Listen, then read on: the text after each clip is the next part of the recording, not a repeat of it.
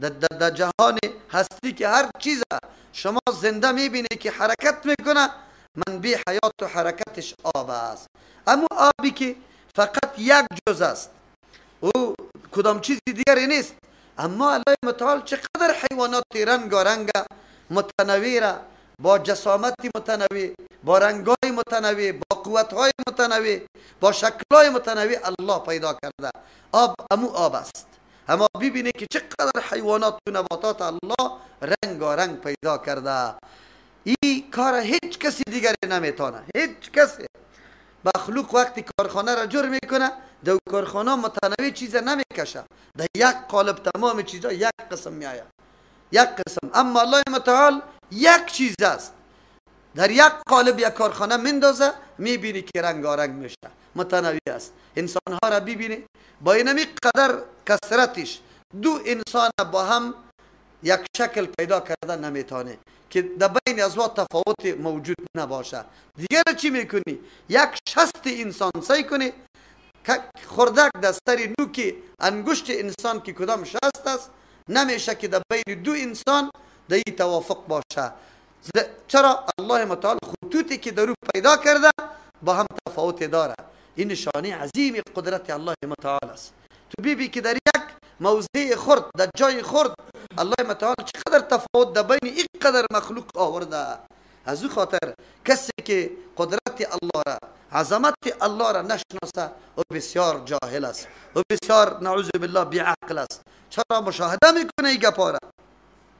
از یک آب جانداره را پیدا کرده، اما حرکت ها متنوع. فمنهم من یمشی علی بطنه، بعضی از او دابه های است، جنبنده های است که میره و سری بطن خود، پای نداره، پای مثل مار، مایی در آب حرکت میکنه و مار در خشکه همونطور چیز در سینه میره. و منهم من یمشی علی رجلین، بعضی از یا میره به دو پای انسان ها و همچنان بعضی پرنده ها و منهم من یمشی علی اربع، بعضی از این جنبنده ها اوست که حرکت میکنه با چهار پای، مثل چهار پای ما شما که مرکب است، اسب است، شتر است، گاو است، گوسفند و بز و گپاست. حیوانات دیگر که ما شما میبینیم، عالم حیوانات شما در تلویزیونات دیدی که الله متعال تنها در بحر چقدر مخلوق الله و کدام سیستم و کدام رنگا الله پیدا کرده. انسان تعجب میکنه. رنگایی که در پرنده ها الله داده، در یک بالی از او چندین قسم رنگ مشاهده میکنی. شکل و حجامت ازوا را ببینی، طرز زندگیشان، آوازهای ازوا را ببینی چقدر متنوع است. هر کدامش نشانه قدرت الله متعال است. اگر یک انسان تأمل دایی بکنه، درک میکنه که بله لیاقت بندگی غیر از الله دیگه کس نداره.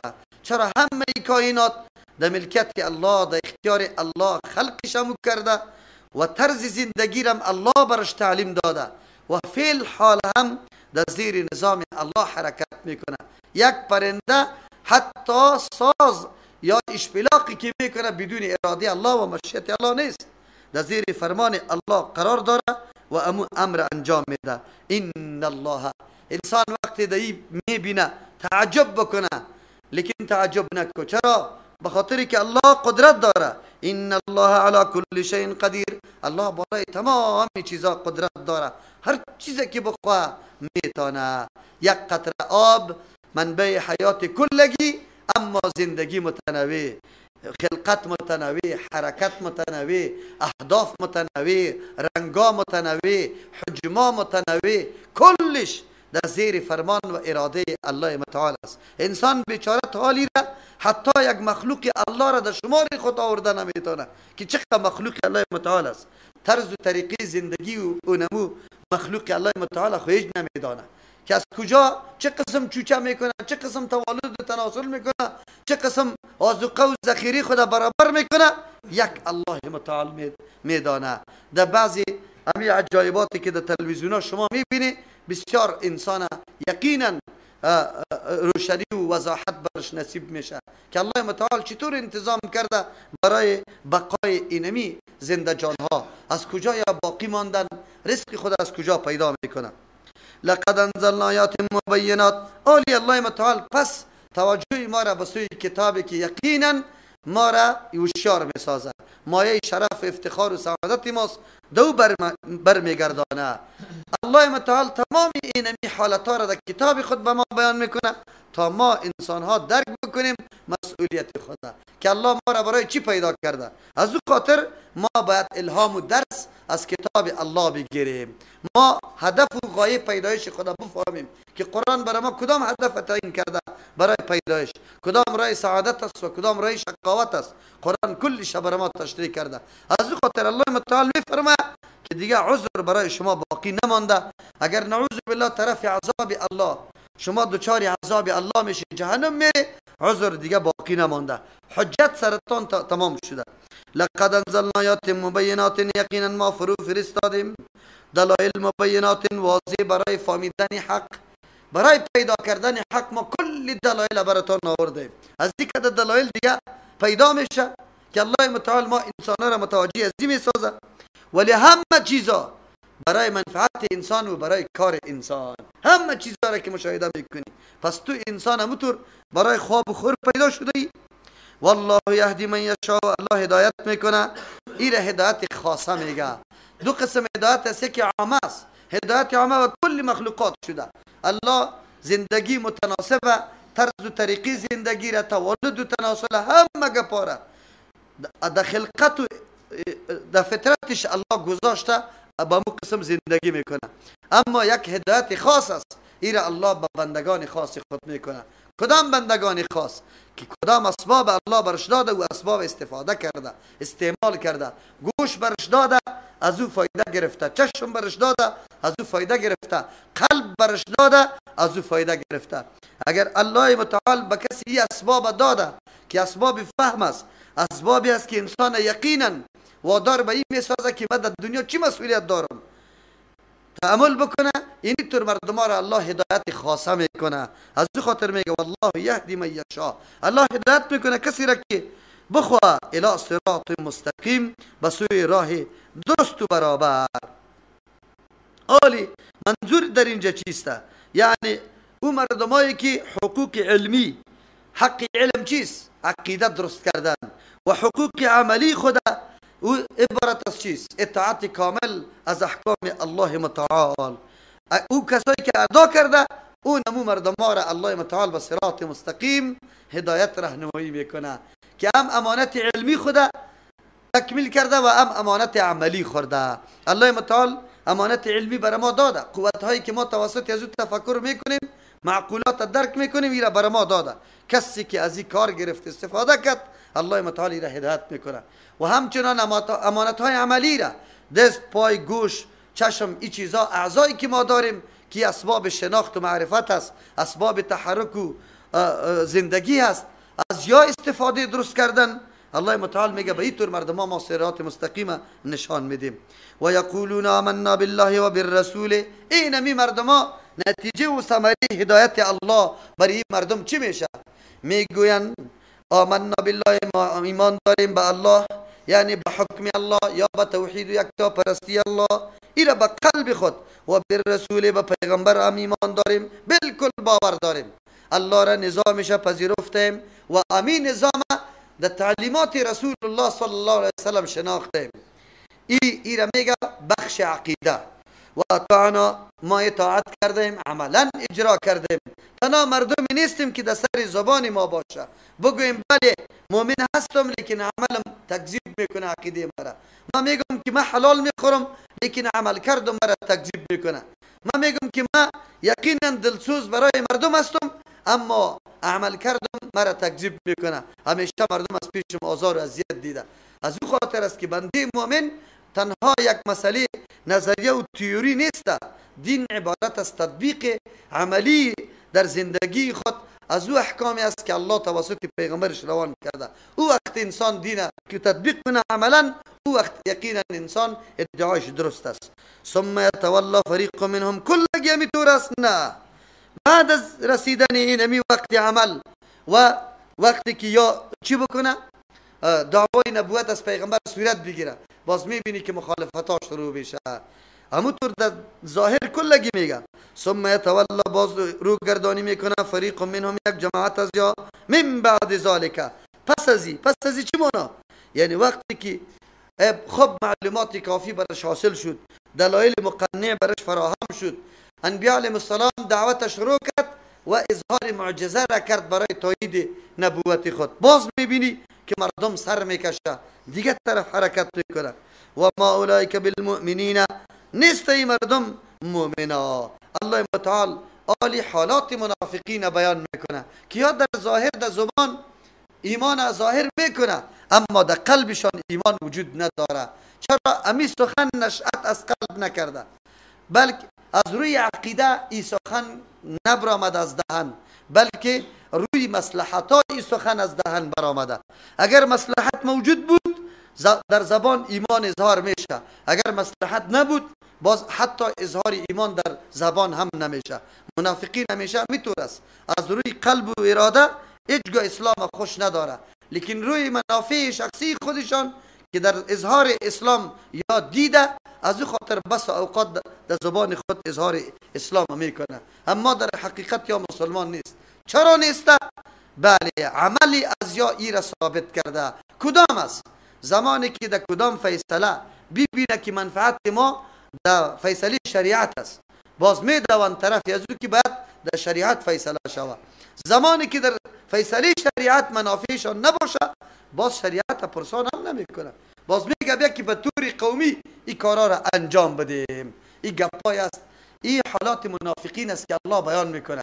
اما وقتی این آیات های قرآن کریم خود ما بگیریم در جامعه خود آینه جور بکنیم، صدها نفر در این آینه عکسش میبینی که مطابق امی آیت قرآن کریم در زندگی خود عملش است.